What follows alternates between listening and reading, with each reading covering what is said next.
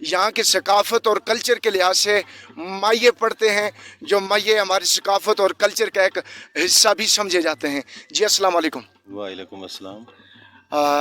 आप आज इस मौसम में और इस खूबसूरती और हुस्न वाले मौसम में आप क्या हमें सुनाएंगे? आज हमारे सुनने वालों को क्या सुनाएंगे?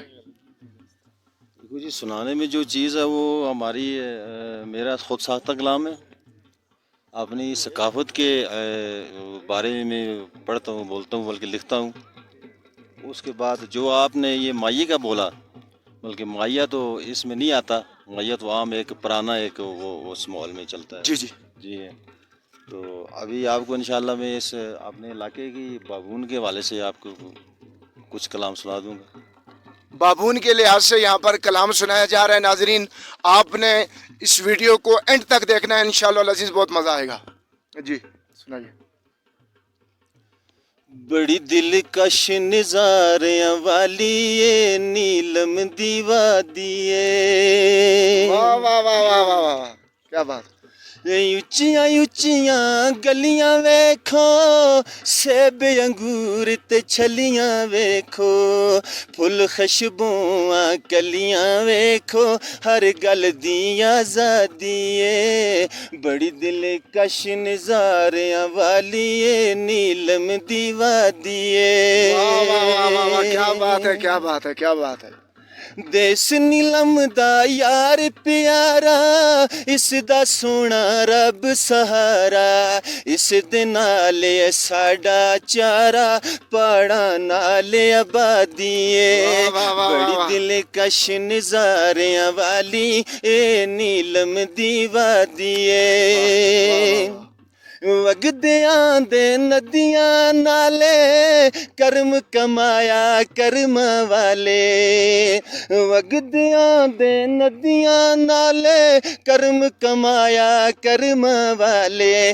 फुल बहारां बर्फ से आले, फुल बहारां बर्फ से आले, मिठी नींद हवा दिए। बड़ी दिलकश नज़ारियां वाली ए नीलम दी वादी है। वाह वाह वाह। विच जंगलां दे पखड़ू गांदे, गीत खुशी दे यार सुनांदे, रल मिल सारे उड़दे आंदे, हर नर दे नल मादिए। बड़ी दिलकश नज़ारियां वाली ए नीलम दी वादी है। चंगियां दे यार वतन दे, मिठे लगदे प्यार वतन दे। चंगियां दे यार वतन दे, मिठे लगदे प्यार वतन दे। पढ़ खालिद इशहार वतन दे, वतन दे नाल आज़ादी है। बड़ी दिलकश नज़ारियां वाली ए नीलम दी वादी है। बड़ी दिलकश नज़ारियां वाली ए नीलम दी वादी है। रह वतन विच रख वतन नू याद हमेशा, रह इस विच आबाद हमेशा।